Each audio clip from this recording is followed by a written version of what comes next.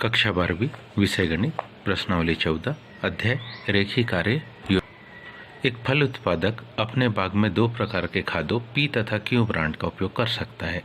मिश्रण के प्रत्येक थैले में नाइट्रोजन, फास्फोरिक अम्ल, पोटास और क्लोरीन की मात्रा सारणी में दिया गया है। परीक्षण संकेत देते हैं कि बाग को कम से कम 240 किलोग्राम फास्फोरिक अम्ल, कम से कम 270 किलोग्राम पोटास और अधिक से अधिक 310 किलोग्राम क्लोरीन की आवश्यकता है। यदि उत्पादक बाग में मिलाई जाने वाली नाइट्रोजन की मात्रा का अधिकतमीकरण करना चाहता है तो मिश्रण के कितने थैलों को मिलाया जाना चाहिए ताकि मिलाई जाने वाली नाइट्रोजन की अधिकतम मात्रा ज्ञात कीजिए। इसी में आगे दिया है किलोग्राम प्रति थैला मिश्रण नाइट्रोजन ब्रांड पी में 3, ब्रांड क्यू में 3.5, फास्फोरिक अम्ल ब्रांड 1 पी में 1, ब्रांड क्यू में 2, पोटास ब्रांड पी में 3, ब्रांड क्यू में 1.5, क्लोरीन ब्रांड पी में 1.5, ब्रांड क्यू में 2। आइए इसके हल को देखें। माना कि ब्रांड पी में कौन सा ब्रांड पी के एक्स थैले तथा ब्रांड क्यू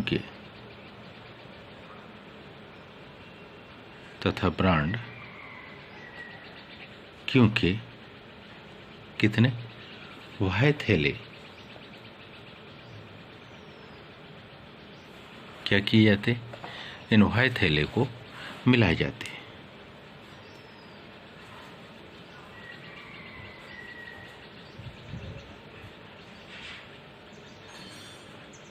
तब इधर हम लिखेंगे उर्वरक का प्रकार। इधर हम क्या लिखे, उर्वरक का प्रकार।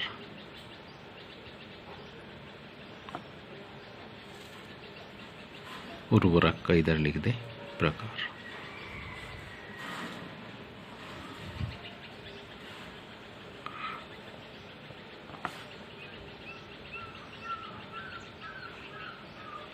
थैलों की संख्या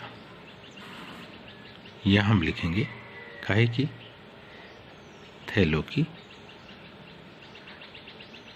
संख्या। फिर लिखेंगे हम नाइट्रोजन की मात्रा।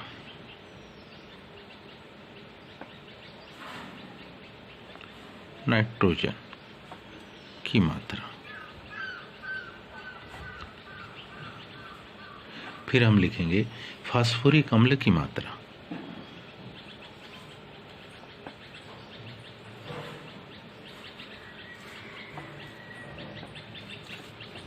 फिर हम लिखेंगे फास्फोरिक अम्ल की मात्रा। आगे हम लिखेंगे पोटास की मात्रा।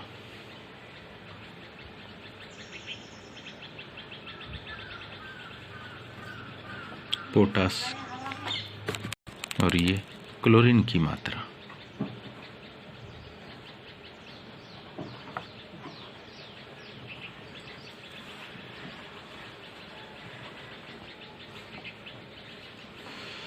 उर्वरकों के प्रकार में पहला कौन सा, पी प्रकार के उर्वरक और दूसरा क्यू प्रकार के उर्वरक। हम जानते हैं थैलों की संख्या, पी प्रकार के एक्स थैले, क्यू प्रकार के वाई थैले। नाइट्रोजन की मात्रा 3x 3.5 वाई, फास्फोरिक अम्ल 1x और 2 वाई। पोटास की मात्रा इसमें 3 तो 3x 1.5 वाई। क्लोरीन की मात्रा 1.5x। कुल देखेंगे तो इसमें कुल होगा x धन वाई, इसमें होगा 3x धन 3.5 वाई, इसमें x धन 2 वाई, 3x धन 1.5y और इसमें मिलेगा कुल 1.5x धन 2 है। यह हमारा जो उद्देश्य फलन है, यहाँ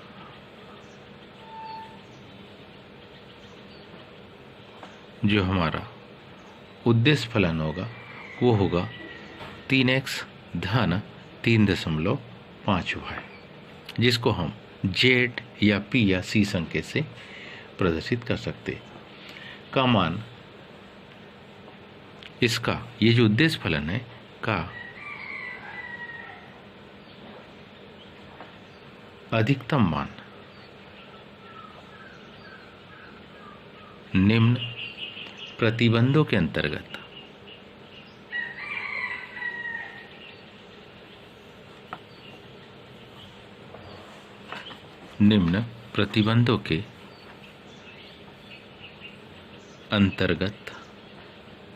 ज्ञात करना है। निम्न प्रतिबंधों के अंतर्गत क्या करना? ज्ञात करना। प्रतिबंध कौन सा?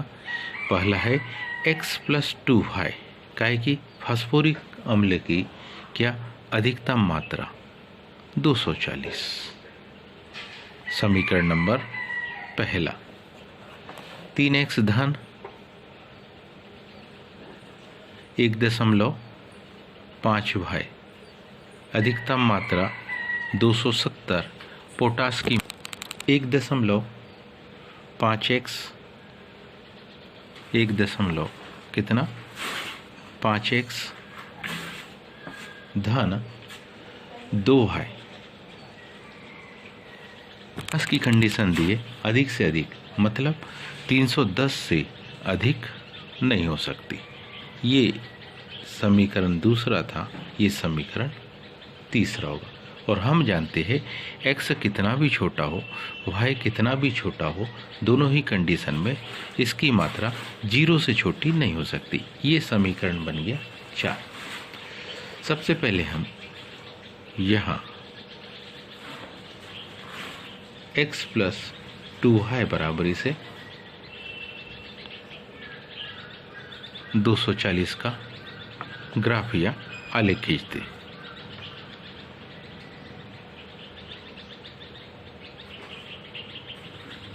इसका हम क्या आलेख खींचते। साथ ही असमीका x+2y greater than equal to 240 में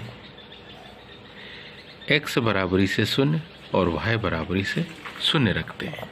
x और y दोनों की वैल्यू 0 क्या करते? रखते हैं। 0 रखने पर क्या पाते हम? ध्यान दीजिए, 0 + 0 0 ग्रेटर देन इक्वल टू 240, जो कि असत्य है, जो कि कैसा है? असत्य है। इसका मतलब है अतः अर्धतल, अतः क्या इसका जो अर्धतल मूल बिंदु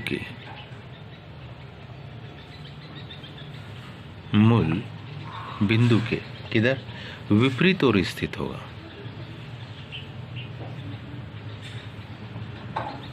विपरीत ओर स्थित होगा। इसी प्रकार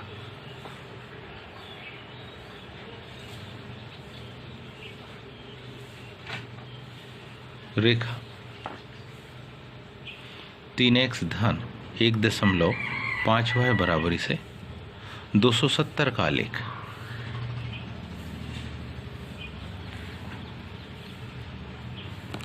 का आलेख खींचा।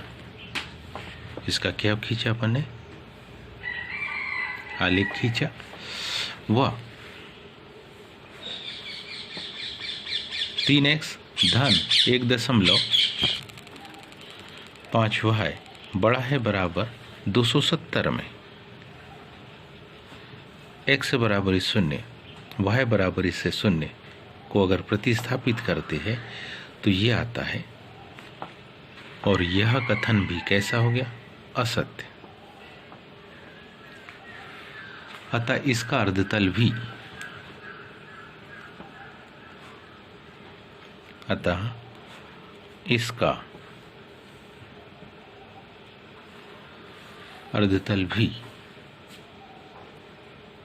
किस ओर? मूल बिंदु के विपरीत ओर। मूल बिंदु के विपरीत ओर स्थित होगा। मूल बिंदु के विपरीत ओर क्या होता है? स्थित होगा।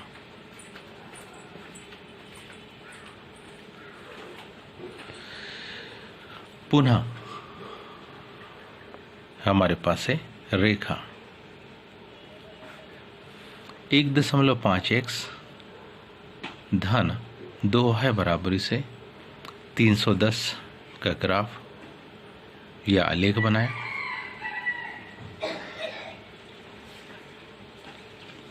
एक 1.5x धन 2 है छोटा है बराबर 310 में यदि हम किसके x बराबरी से 0 और y बराबरी से 0 रखते हैं तो हम पाते हैं कि 0 छोटा है बराबर 310, जो कि कथन कैसा है?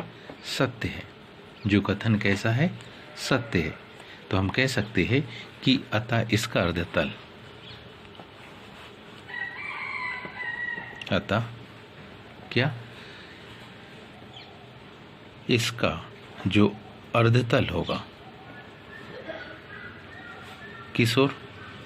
मूल बिंदु की ओर है। इसका अर्धतल मूल बिंदु की ओर है। आइए अंतिम इसी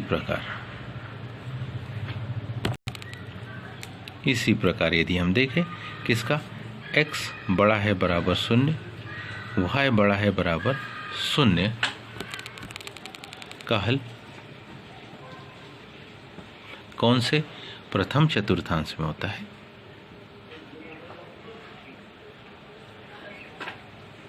किसमें? प्रथम चतुर्थांश में है। ध्यान से देखने पर पाते हैं कि इस रेखा से मूल बिंदु की ओर का हिस्सा, मतलब इस रेखा से हम निचली ओर का हिस्से पर आएंगे। पुनः इस रेखा से ऊपरी ओर का हिस्सा मूल बिंदु से अपोजिट, इस रेखा से भी मूल बिंदु से अपोजिट, मतलब ये जो ट्रायंगल बन रहा है ABC, ये इसका कौन सा संभाव्य क्षेत्र होगा? परिबद्ध क्षेत्र। ये ही इसके उत्तर में आएंगे और ये ही 3 पॉइंटों को हम क्या करेंगे? प्रदर्शित करेंगे और उद्देश्य फलन में इन मानों को बारी बारी से रख के ये पता लगाएंगे कि किससे इसमें सबसे अधिक मान प्राप्त होगा। तो आइए देखें जरा। इस प्रकार अगर ध्यान से देखें तो हमारे पास जो संभाव्य क्षेत्र है, इस प्रकार कौन से संभाव्य जो क्षेत्र हमारे पास होगा, क्षेत्र के कौन से बिंदु? शीर्ष बिंदु। इस प्रकार संभाव्य क्षेत्र के शीर्ष बिंदु हमको जो मिले वो क्रमशः पहला बिंदु, संभाव्य क्षेत्र के शीर्ष पहला बिंदु ए के निर्देशांक हमारे पास है 140, दूसरा बिंदु बी जिसके निर्देशांक 20, 140 व तीसरा शीर्ष है सी जिसके निर्देशांक है 4000। अब इन मानों को हम बारी बारी से हमारे उद्देश्य फलन में रखेंगे। तो यदि हम बिंदु ए का मान रखते हैं, कौन से बिंदु का? ए। हमारे पास है बिंदु ए जिसके निर्देशांक हमको मिले थे कितने? 140, 50।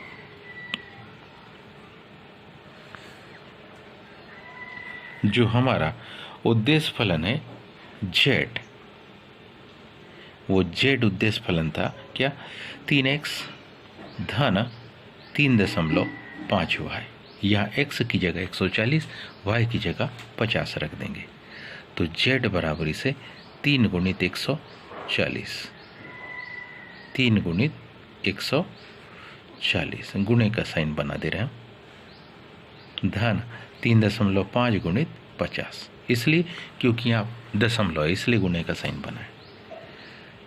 14 तिया 42, 420। 3.5 का 50 में गुना करेंगे तो 5 25 के 5 हासिल के 2, 5 तिया 15 और 2 17, 175.0। जब हम इसमें जोड़ते हैं तो जोड़ा है हमारे पास 420 और 175 का योग 595। दूसरा मान, दूसरा बिंदु बी पर, बिंदु बी मतलब कितना 20, 140। जेड बराबर इसे अब सीधे मान रखेंगे 3 गुणित 20 धन 3.5 गुणित 140। तो जेड बराबर इसे, इसका हल होगा 20 का गुणा करा 14 पंचे 70 के 0 हासिल के 7, 14 तिया 42 और 7 49, 490.0।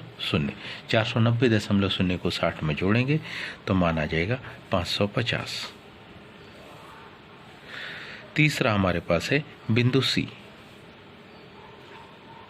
बिंदु सी के निर्देशांक हमारे पास है 40 और 100, जिस पर हमारे उद्देश्य फलन का मान होगा जेड बराबरी से 3 गुणित 40 धन 3.5 गुणित 100। हल देखेंगे, जेड 4 तिया 12, 3.5 में 100 का गुणा करेंगे तो 350, जोड़ने पर कितना जेड बराबरी से 470। अब ध्यान से देखने पर हम पाते हैं एक है 470, एक है 550 और एक है 595। इसमें हम पाते हैं कि कौन सा मान, तो हम पाते हैं कि सबसे अधिकतम मान यानी सबसे बड़ा मान कौन सा है 595, ये है अधिकतम। तो ऐसी कंडीशन में यही हमारा उत्तर होता है, क्योंकि हम लिखेंगे जेड का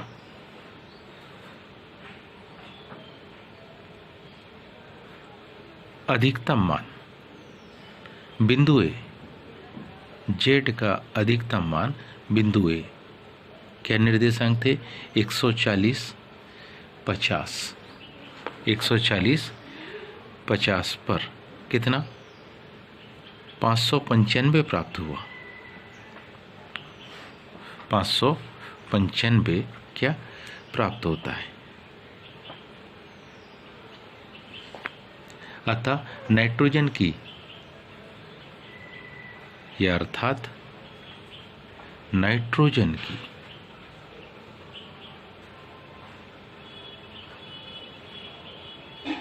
अधिकतम मात्रा, नाइट्रोजन की क्या अधिकतम मात्रा क्या करने के लिए, प्राप्त करने के लिए,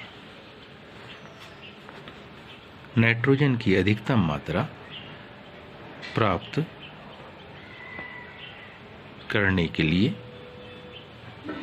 पी ब्रांड के, जो पी ब्रांड है के कितने 140 थैले, ध्यान दीजिए कितने थैले 140 थैले, तथा कौन से क्यू ब्रांड के, क्यू ब्रांड के कितने 50 थैले